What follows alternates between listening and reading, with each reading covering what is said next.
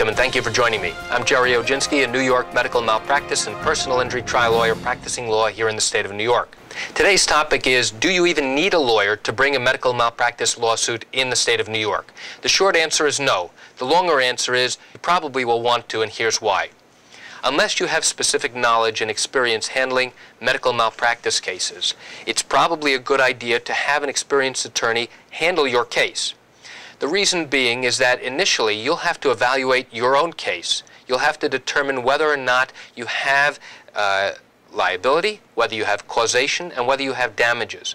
And all three of those elements have to be confirmed by an expert who's reviewed all of your records. Now, if you know a particular expert who's willing to come in and testify on your behalf in the same specialty of the doctor that you intend on suing, then by all means, that's great. But remember, those elements are key to proving your case.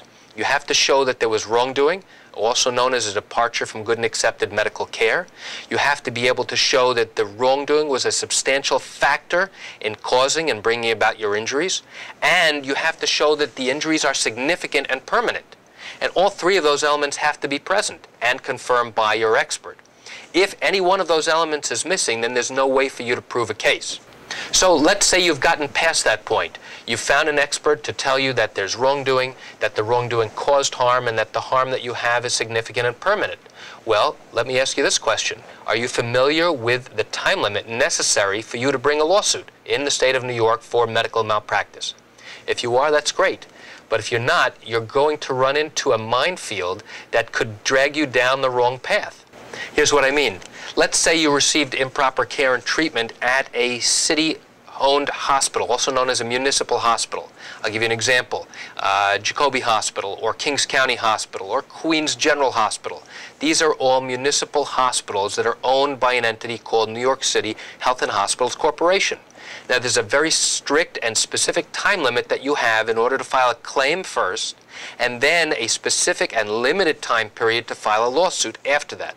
And there are other requirements that go on in between the filing of the claim and filing of the lawsuit. Now, again, if you have and know that information, that's terrific. And if an experienced attorney is guiding and assisting you, that's wonderful. But once you get to the point where you have to file a lawsuit, let me ask you this question. Are you familiar with exactly what needs to go into the document known as a summons and complaint, the document that's going to start your lawsuit? Because if you don't have the required information, you can have your case dismissed based upon insufficient allegations in your particular complaint. And that's why it is so important to have someone who knows what they're doing and who's been doing it for a long time, so that you don't run into the problem where you get knocked out of the box before even starting your lawsuit. Let's say you know all the information about how to start the paperwork and how to purchase an index number and how to actually serve that document on the doctor or hospital involved in your case. What do you do now once the attorney for the doctor has sent you their answer? What do you do with that information? Well, unless you know what to do, again, you're going to run into another obstacle that's going to create a problem for you to process your case through the court system. You have to know what steps are necessary, including filing a notice of medical malpractice action, which is a trigger for a scheduling conference. You have to know how to diary and how to get information from the court system that will tell you when your case is coming up for a conference. You need to prepare a document known as a bill of particulars, which is a very detailed, responsive document to requests by the lawyers for the doctor or the hospital, explaining exactly what the allegations are in detail, what you think was done wrong, what specific injuries you suffered as a result of the wrongdoing, among many other things. And you need to know how to prepare discovery requests so that you can ask the attorney for specific documents that you will need in order to help you prove your case. Again, if you know this information, or if you're having an experienced attorney help you and guide you, that's great. So now let's assume that you've gone for a scheduling conference and your deposition has been scheduled and you've exchanged the necessary documents and you've received certain documents and any other information that you need, and now it comes time for your deposition. Well, who's going to prepare you for your deposition? How do you know what questions are going to be asked and how to deal with certain strategies when they ask certain questions? How do you know whether to answer a particular question or to object to a particular question? Without having the experience to know what to answer and what not to answer, it becomes very difficult for you to protect your own rights. Let's assume you've now accomplished your deposition, you read your transcript, you send it back, everything's all done. Now it comes time for you to question the doctor. Do you know how to do that successfully? It's not simply a matter of confronting the doctor and asking him, why did you do this to me and why didn't you do that? Because getting those types of questions across will make the doctor extremely defensive, and you won't get any useful information that you can use at trial against the doctor. In my opinion, there is no substitute for experience. I've been doing this 20 years, and I can tell you that every time I do a deposition, I learn something new. How do you accomplish getting all the information that you need to know for the purposes of proving your case at trial?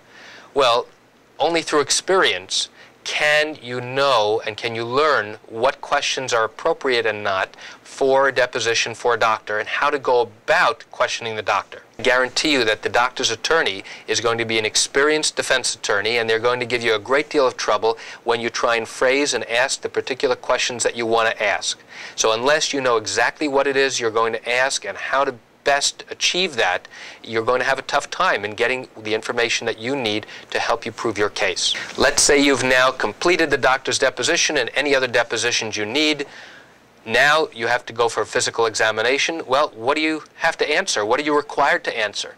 If you don't know that information, you may be giving up information that you shouldn't be. Next, how do you put your case on the trial calendar? If you don't know this, again, you have another obstacle. And once you learn how to put your case on the trial calendar, how do you know when your case will come up for pretrial conferences? How do you know the true value of your own case? What research can you do in order to determine really the extent of your injuries and the true value of it? What do you do when the defense sends you an expert witness response? Do you know where to look and how to do research to determine who the doctor is who's going to be coming in against you, testifying in your case? If you don't know that information, you're at a severe disadvantage. Remember, you also have to notify the other side that you will have your own expert. And how do you know what information to include in that response and what not to? Again, without having the experience to know this, it becomes very difficult because you'll probably be giving away more information than you should. Finally, we get to trial. What you see on TV is not what actually occurs, especially with the preparation and the taking of testimony at trial. So if you have these visions in your mind of how you're going to accomplish cross-examination and how you're going to conduct the trial, I guarantee you that it's going to be significantly different than your experience or what you have observed on TV or the movies. So without expert guidance, how are you going to accomplish what you need to and getting your point across and making sure that you've proven all of the elements needed to make out your case? Without having an experienced attorney to guide you through the entire litigation process, it's going to be very, very difficult. In my opinion, it's not the best idea. You should get an experienced medical malpractice attorney who's handled cases like yours. And if you can't find one particular attorney, then make a call to another. And that's it for today's topic. I'm Jerry Oginski. I want to thank you for joining me. Have a great day.